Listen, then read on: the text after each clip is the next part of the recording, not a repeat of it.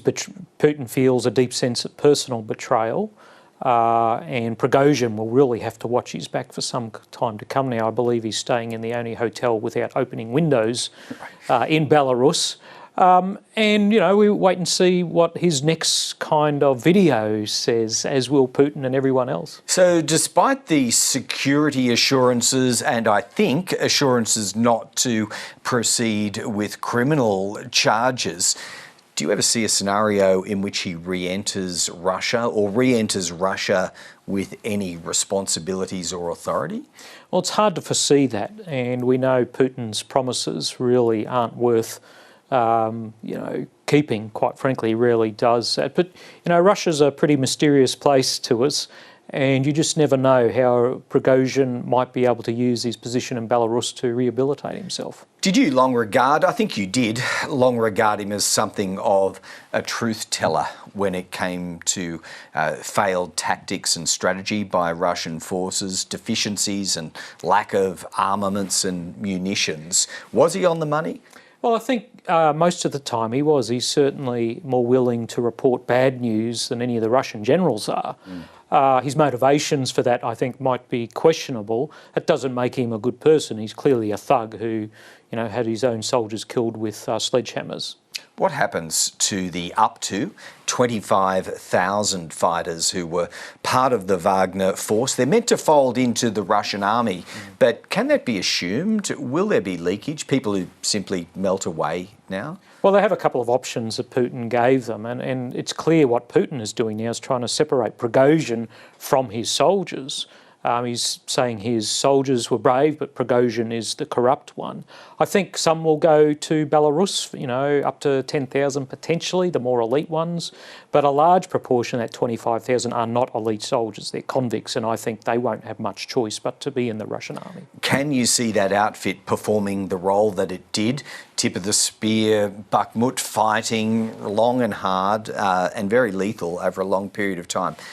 Do they continue to play that role? I think that's unlikely. I think, the cohesion of the Wagner Group, where it used convicts and elite troops as successive echelons, has been broken now.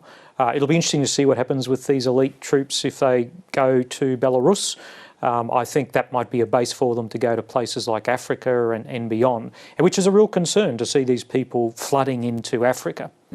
So what is the risk now from Vladimir Putin's point of view that he tries to counter the negatives of the last 4 or 5 days and that he doubles down on the offensive against Ukraine, to prove, look, nothing to see here, we are getting on with the job? Does he do that? Well, he's got 3 big problems. Firstly, his narrative for why he went to war has been compromised by Prigozhin in the video last week, so that's a big concern for Putin. The second one is the brittleness of the Russian system that's been exposed by the road run that the Wagner Group did on the way to Moscow. That won't be forgotten soon, and I'm sure that they'll be changing their systems and their forces to address that. And the third one is just the interaction between military and private military companies. There'll be a lack of trust there, and that will impact on battlefield operations. There is a plan, ultimately, isn't there, to have fewer of these private outfits? Might this accelerate their evaporation? Absolutely. Defence Minister Shoigu issued a direction not long ago about rolling them into the military, which really was one of the precursors of Prigozhin's actions over the weekend. So I think we will see an acceleration. What about Shoigu and General Gerasimov? Is there any scenario under which Vladimir Putin pushes them further away from his inner circle? Well, it doesn't look like it at the moment. Indeed, if he fired them now, it looked like he was doing Prigozhin's bidding. So I don't think he's going to do that. I mean, Gerasimov has failed in so many ways over the last year or two that if he was going to be fired, he would have been by now. He's very loyal to Putin, and at the moment, that loyalty will be even more valued by the President of Russia. And now, are you completely convinced, I think most Western analysts are, by the strenuous denials of the US that it had no involvement in fomenting any of the trouble that we saw over the weekend? Do you agree with that? And is it at all possible that Ukrainians might have played a role in flipping Prigozhin in the way that he was? I think in both cases it's unlikely. Certainly in the US sense. I mean, it doesn't need to do this. It can just watch on and not get in the way of Prigozhin and Gerasimov. The Ukrainians might be different. I mean, the chief of their intelligence is very clever, very Machiavellian, and would be interesting to see if he had a role in this. That's a 50-50 call in my mind, but the Ukrainians know the Russians better than anyone else.